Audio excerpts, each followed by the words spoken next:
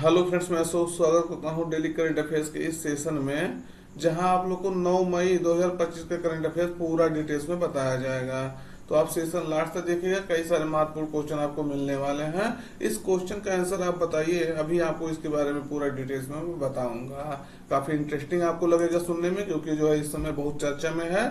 आप जानते होंगे पाकिस्तान को हम लोग धूल चटाने में सक्षम हो गए हैं। तो ये पहला क्वेश्चन देखते हैं। कह रहा चर्चा में रहा आईएनएस तमाल किस श्रेणी के फ्रिगेट से संबंधित है। तो ये आईएनएस तमाल जो है किरवाक थर्ड श्रेणी से संबंधित है। अब ये क्यों चर्चा में है, क्योंकि इंडियन नेवी ने जो है इसको अपने सेना में शामिल कर लिया है। तो अब इसके बारे में डिटेल्स में देखते हैं। ये हाल ही में पहलगाम में हुए आतंकवादी हमले के बाद जो है तनाव के कारण जो है आईएनएस तमाल को शामिल करके भारतीय नौसेना ने अपनी जो है समुद्री ताकत बढ़ा ली है। तो यह जो है आईएनएस तमाल के एक स्टेल्थ गाइडेड मिसाइल फ्रिगेट है, जिसमें आधुनिक नौसैनिक युद्ध के लिए जो है उन्नत सुविधाएं हैं। इसलिए जो है ये काफी इम्पोर्टेंट है। अभी इसको जो है शामिल कर लिया गया है, तो चर्चा में था। तो यह एक उन्नत किरवाक थर्ड श्रेणी का युद्धपोत है, जिसे 4 स्टील्थ फ्रिगेट के लिए जो है डेवलप किया गया है। वो भी 2.5 बिलियन डॉलर के भारत रूस रक्षा सौदे के तहत बनाया गया है। तो इसमें 4 जो है स्टील्थ फ्रिगेट है, जिसमें से 2 रूस ने मतलब बना करके दिया है, 2 भारत में ही बनेंगे। 2 कहाँ बनेंगे? वो भारत में गोवा शिपयार्ड लिमिटेड में बनाए जा रहे हैं। तो ध्यान रखना है आपको। इस श्रेणी का पहला युद्धपोत जो है आईएनएस तुसील जो है दिसंबर 2024 में भारतीय नौसेना में शामिल हो गया है। और आईएनएस तमाल जो है अंतिम आयातित युद्धपोत होगा, जो भारत के अपने युद्धपोतों के निर्माण की ओर जो है कदम बढ़ाएगा। तो ये आपके लिए महत्वपूर्ण है। आईएनएस तुसील इसी श्रेणी का है, ये दिसंबर 2024 में शामिल किया गया था।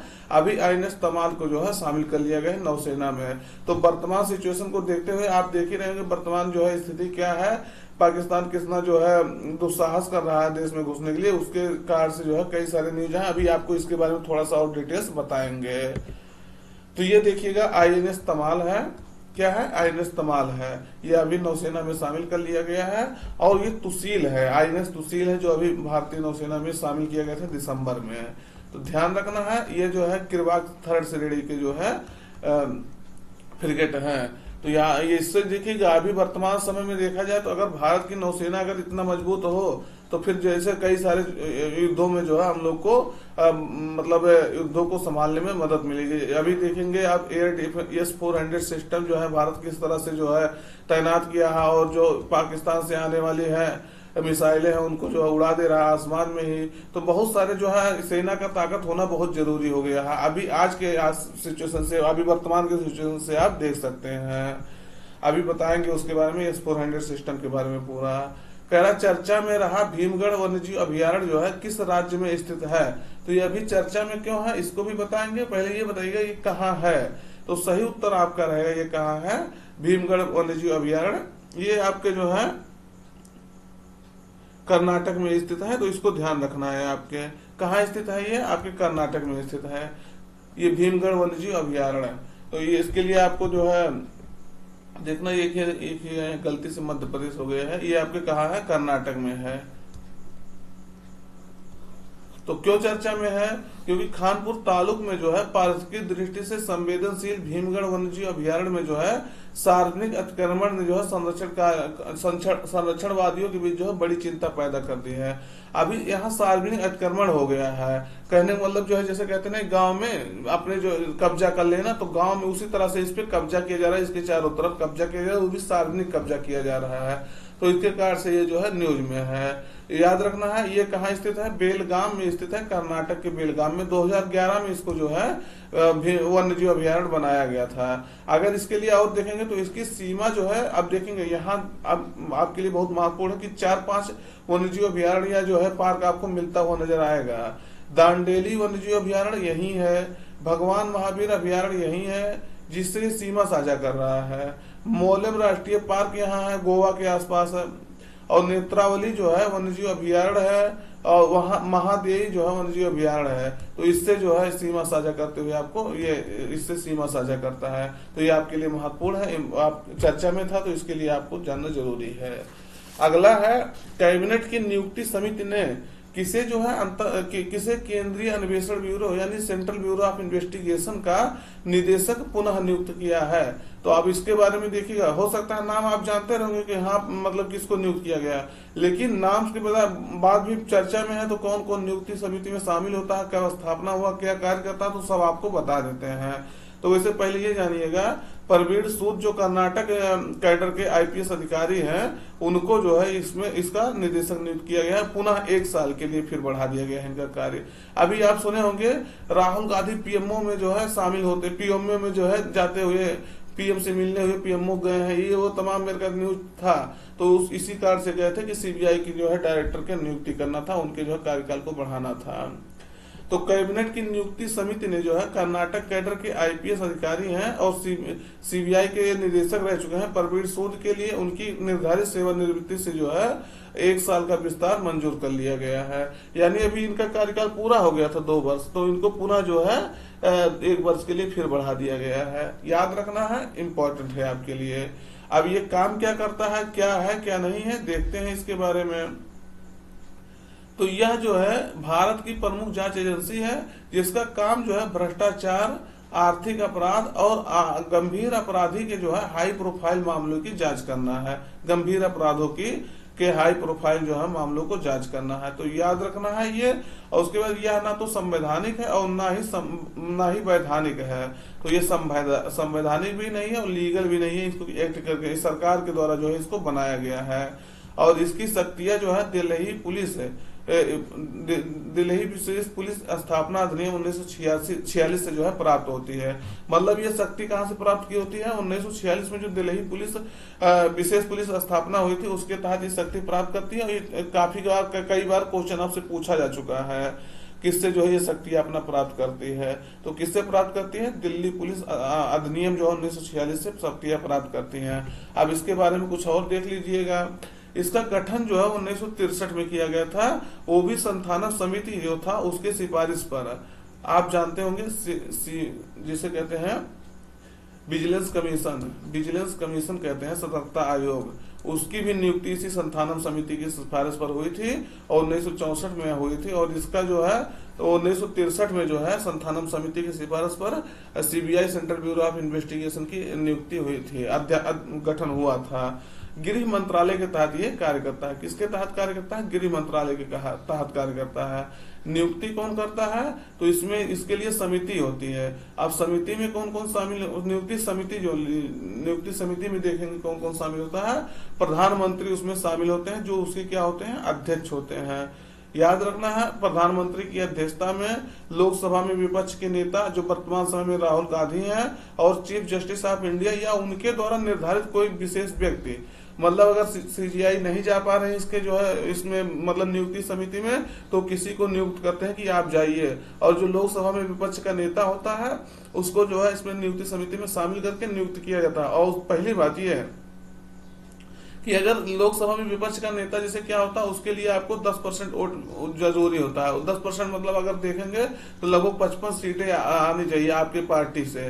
लेकिन अगर 55 सीटें नहीं है तो जो सबसे बड़ा जो विपक्ष का नेता होगा वही आपका जो विपक्ष का नेता कहा जाता है। यानी विपक्ष का नेता का पद अब खाली नहीं रहेगा, विपक्ष का नेता कोई होगा। और कार्यकाल देखेंगे तो 2 वर्ष के लिए इनका कार्यकाल होता है, लेकिन इसको 5 वर्ष तक जो है बढ़ाया जा सकता है। तो ये आपके लिए डाटा इंपॉर्टेंट था, ये प्रवीण सूद को याद रखना है, ये आपके लिए महत्वपूर्ण है। ये है प्रवीण सूद आपके। अब देखिएगा जो जिसका आपको इंतजार था क्वेश्चन का, वो देखिएगा। चर्चा में रहा S-400 एयर डिफेंस सिस्टम जो है किस देश द्वारा विकसित किया गया है, जिसे भारत ने खरीदा है, ये कह सकते हैं भारत को प्राप्त हुआ है। तो इजराइल, अमेरिका, फ्रांस, रूस। तो सही उत्तर आपका रहेगा रूस। जो है रूस से भारत इसको जो है 2018 में डील किया था, मतलब 2018 में इसको खरीदा था, उसके पहले डील किया था।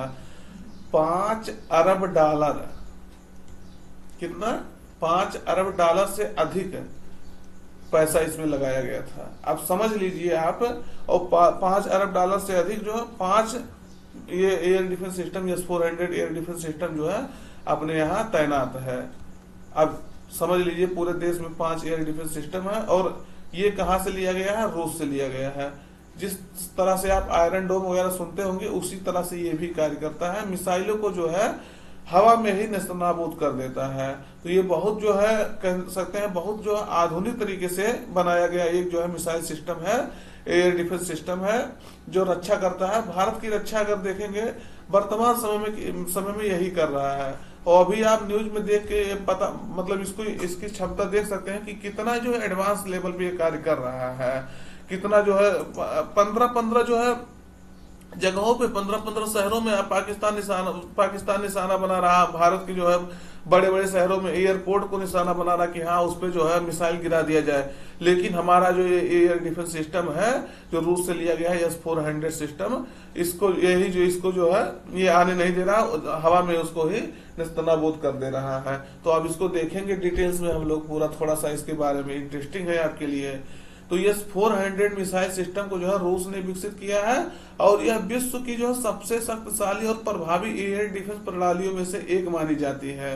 इसकी क्षमता अगर देखेंगे तो 400 किलोमीटर तक के हवाई लक्ष्यों को जो है नष्ट कर सकती है। यानी अगर यहाँ तैनात है, ये यहाँ तैनात मतलब है, तो इसके आसपास अगर 400 किलोमीटर तक कोई भी आएगा मिसाइल और ये सब जो ड्रोन वगैरह, उसको नष्ट कर देगी। हवा में ही पहले हवा में जाती उसको रोकती है, फिर उसको रोक करके वहीं फिर नष्ट कर देती है। अपने तरफ से एक जो है वो मिसाइल उसमें जो है लगाया रहता है, उसको फिर वो नष्ट कर देती है वहीं। तो उसको रोक भी देगी, वही नष्ट भी कर देगी। जो उसका मलबा रहेगा 2-4-10 किलो गिरेगा, वही फिर नीचे गिरता है। मतलब थोड़ा बहुत नुकसान होने की संभावना की, मान लीजिए किसी के ऊपर गिर गया, हालांकि अभी ऐसा कुछ हो नहीं रहा है संभावना, क्योंकि जो है बहुत कम संभावना होता है नीचे किसी के ऊपर गिरेगा ये। तो उस तरह से कार्य करता है। भारत ने इसे जो है रूस से खरीदा था और इस देश भर में जो है विभिन्न सैन्य ठिकानों पर इसको तैनात किया गया है। अब 5 ही है देश में और 5 जरूरत भी है। भारत मान लीजिए इतना बड़ा क्षेत्र है, एक सिस्टम इधर लगा दीजिए, एक सिस्टम इधर, एक सिस्टम इधर, एक सिस्टम इधर, एक सिस्टम इधर, हो गया काम।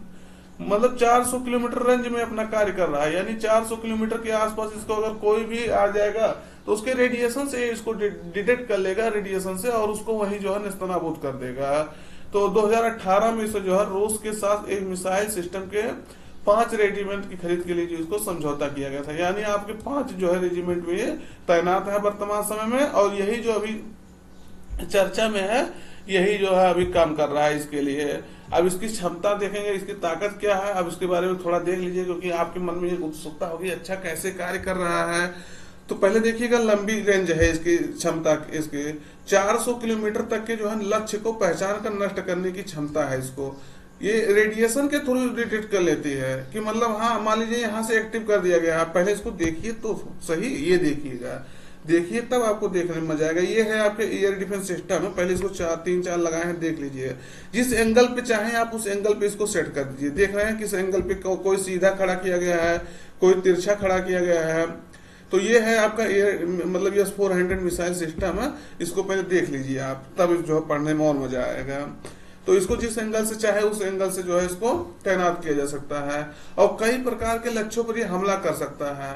विभिन्न प्रकार के जैसे हवाई खतरों हो गए, क्रूज मिसाइलें हो गई, बैलिस्टिक मिसाइलें हो गई, ड्रोन हो गया, सबको नष्ट कर सकता है। मतलब ये रहे कि खाली ये मिसाइल के लिए, बैलिस्टिक मिसाइल के लिए काम करेगा, ड्रोन आएगा, कोई भी जो है मिसाइल आएगा, क्रूज आएगा, ये सब को जो है नेस्तनाबूद करने के लिए क्षमता इसके अंदर है।